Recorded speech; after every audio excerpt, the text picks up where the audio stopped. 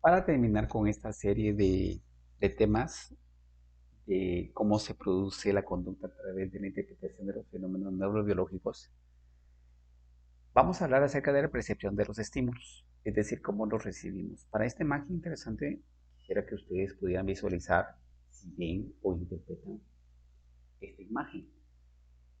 Algunos ya lo han de conocer y probablemente pues no necesitarán de tanta concentración, pero cuando tengan el momento pueden visualizar esta imagen y ya nos cuentan qué están. Para hablar de esto tenemos que regresar a los temas claves, es decir, qué temas se van a tratar. Y vamos a hablar de las sensaciones, los estímulos y las percepciones. Vamos a hablar de las células sensoriales y sus receptores, así como de las respuestas mecánicas, químicas, y térmicas y lumínicas que se van a procesar, así como la integración de los sentidos especiales y cómo se produce el comportamiento. Para hacerlo más simple, vamos a decir que todo este proceso de fenómenos no solo nos permite la interpretación de los fenómenos como un proceso de aprendizaje, y lo vamos a ver con base a esto. ¿Qué células son las que participan en esa interpretación sensorial y que se traducen en procesos de aprendizaje, ya sea innatos, ya sea aprendidos, o ya sea funcionales o no funcionales?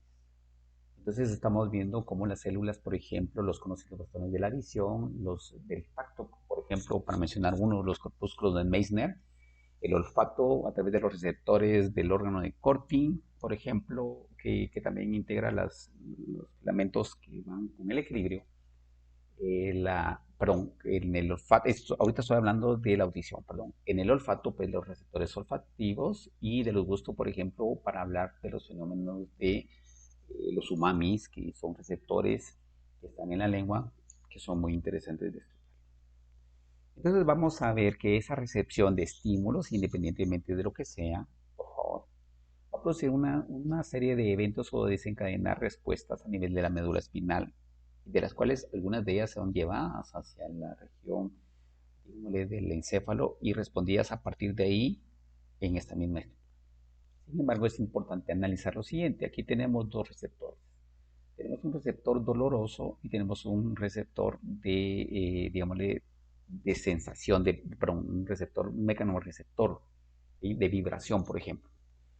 Entonces, ambas van a trabajar o van a dirigirse directamente hacia la corteza, hacia el cerebro, hacia el encéfalo. Pero mucho ojo. Por ejemplo, vemos un estímulo doloroso, las neuronas aferentes se van, ya sean fibras alfa o fibras A, perdón, y fibras C. Entonces entran en la parte posterior, hacen una sinapsis en una neurona integradora y se trasladan hacia la otra parte que los lleva hacia un segmento propiamente, por ejemplo, en este caso del tálamo. Un movimiento de sensibilidad de la palma de la mano, que son neuronas tipo A y tipo B, también las llevan y las llevan básicamente a una región más baja de respuesta. ¿Sí? En esta imagen no está representado también el estímulo, por ejemplo, de una quemada, de un fósforo. Aunque este sí se podía tomar, muchas de estas respuestas son procesadas a nivel de las neuronas posteriores, integradoras y de respuesta. O sea, regresan en el mismo lugar.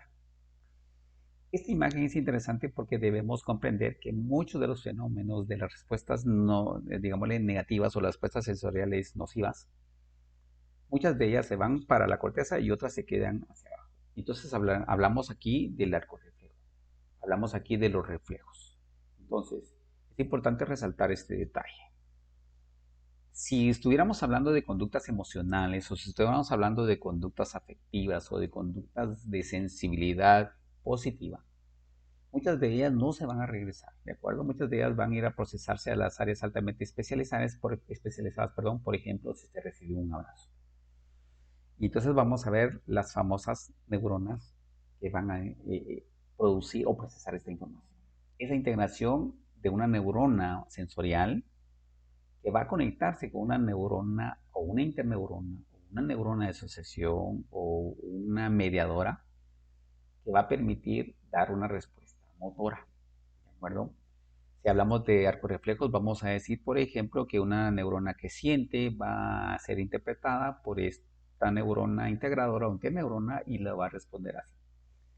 Eso es una cosa muy sencilla en este momento y esto se produce a nivel de la médula espinal. Pero esa misma neurona puede enviar una información que se dirija hacia las regiones más superiores, ya sea del tallo o ya sea del encéfalo.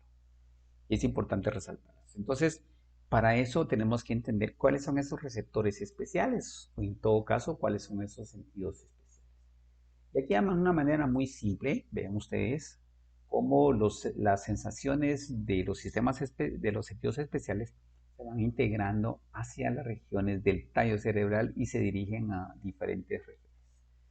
Por ejemplo, vamos a ver cómo el sistema olfatorio se dirige más o menos a la base del encéfalo a través del nervio olfatorio y de alguna manera percibe estas sensaciones. De hecho, aquí hay acciones en este trayecto, específicamente regiones llamadas regiones postrema, que van a identificar si esos olores tienen alguna representación negativa para el organismo y dan una señal de repeler esto, ¿no? Si lo vemos desde el punto de vista de la visión de los receptores conos y bastones que se traducen en el nervio óptico, pasan a través del tálamo también, ¿sí? Específicamente a nivel de los núcleos geniculados para ser interpretados y luego ser eh, codificados estas imágenes. Podemos hablar, por ejemplo, de la lengua, cómo la lengua se queda más o menos a nivel de las respuestas de tipo del bulbo raquídeo, ¿de acuerdo? En donde se procesa también esta información de interpretación, porque aquí tenemos porciones voluntarias e involuntarias que van a depender de qué es lo que nosotros estamos sintiendo para producir la respuesta digestiva. Si nos vamos al punto de vista de lo que son el sistema auditivo a través de los sistemas de la cóclea y todos esos receptores internos, muchos de ellos van a pasar a través del tallo cerebral y se van a organizar también a nivel del tálamo en la región aproximadamente del lóbulo temporal. Entonces yo escucho ahorita y si quiero, bueno, yo oigo ahorita, pero quiero escuchar. Es decir, yo puedo escuchar todos los estímulos que existen aquí a mi alrededor, yo los oigo, pero si quisiera escuchar uno específico, entonces aquí sea el procesamiento a través de los núcleos geniculados mediales. Y así podemos ir viendo también la parte del equilibrio a través del órgano corti, como hablábamos, y cómo estas fibras nerviosas conectan con el sistema vestíbulo-coclear del par craneal número 8. Y entonces aquí es donde vamos recibiendo. Y así podemos hablar de una serie de factores, del tacto, como lo vimos anteriormente y todo. La intención de explicar esto es comprender cómo ese procesamiento pasa en diversas estructuras. Por eso, si lo traducimos como estímulos que nos van a producir comportamientos y aprendizajes, entonces tenemos que partir de si es innato o si es aprendido. Por ejemplo, es la forma en que los organismos responden al entorno y a otros comportamientos o a otros miembros, perdón, de la misma especie. A eso le vamos a llamar comportamiento. El comportamiento permite sobrevivir, permite buscar entornos favorables o reproducirse. Es importante este detalle. ¿Por qué? Porque el comportamiento probablemente venga de un aspecto aprendido de manera innata, o mejor dicho, innato, que venga con nosotros, o aprendido. En el caso de la succión, por ejemplo, de los recién nacidos, es un proceso innato que les va a permitir succionar en la mamá, en la madre, y poder alimentarse. Esto es innato, pero también los tenemos aprendidos. Pero se basan en procesos de retroalimentación positiva o negativa. Hay una coordinación corporal de los sistemas efectores nerviosos y de los sentidos especiales, es decir, que todo se da de una manera organizada como lo vimos en la diapositiva anterior. A eso le vamos a llamar comportamiento. Pero bueno, entonces si hablé de un reflejo que podría denominarse innato, entonces tenemos que entender que un reflejo es una respuesta automática e involuntaria y que puede definirse como una respuesta rápida e inconsciente. Por ejemplo, alguien se quema con una vela, inmediatamente retira la mano, o el brazo, o la región por donde se está quemando. Arco reflejo, entonces. Los impulsos que se originan en un arco reflejo también llegan hasta el cerebro, que mencionaba anteriormente.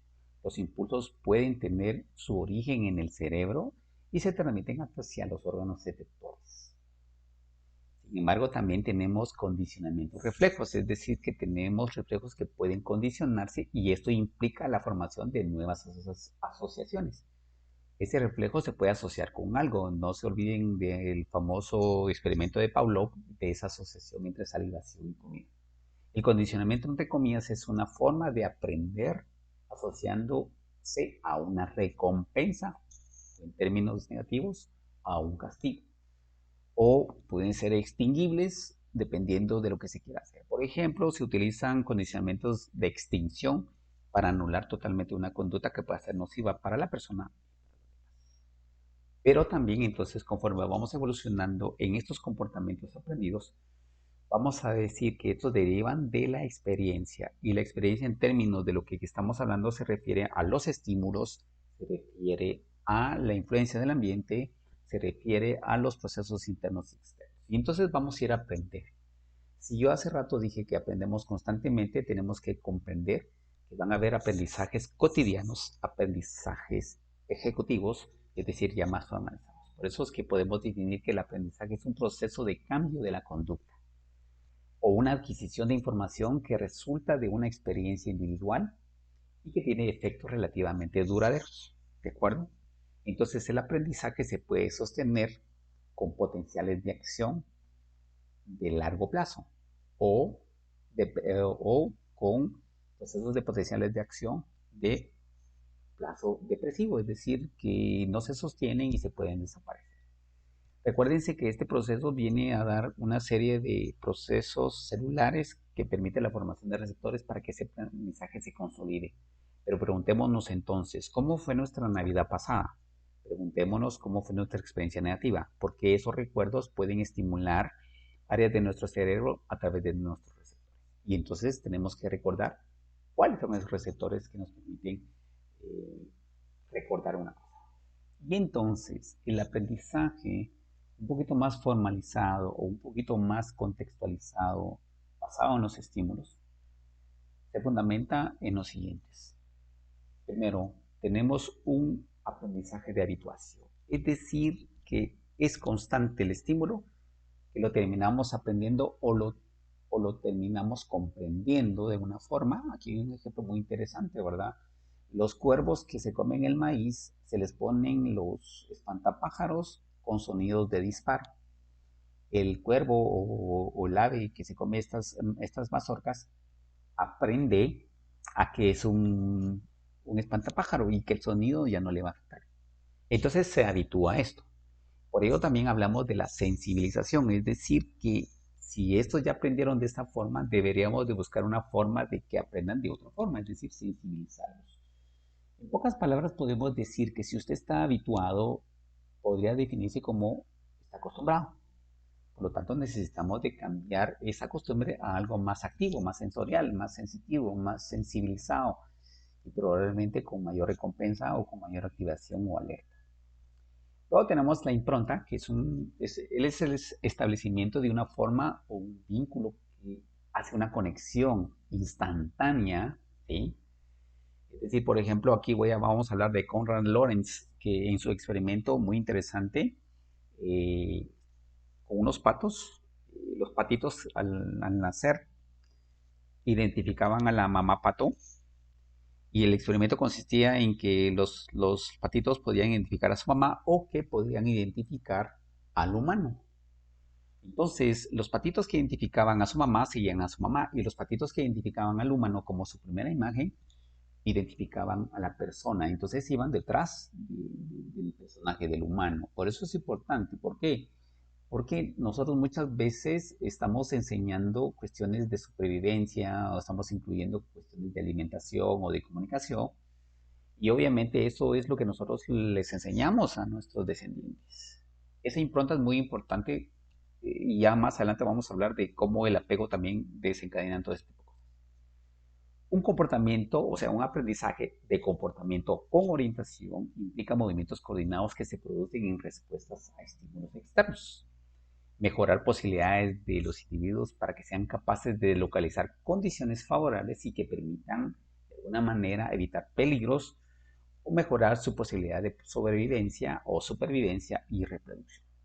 Es decir, es un aprendizaje que les permite evitar el peligro.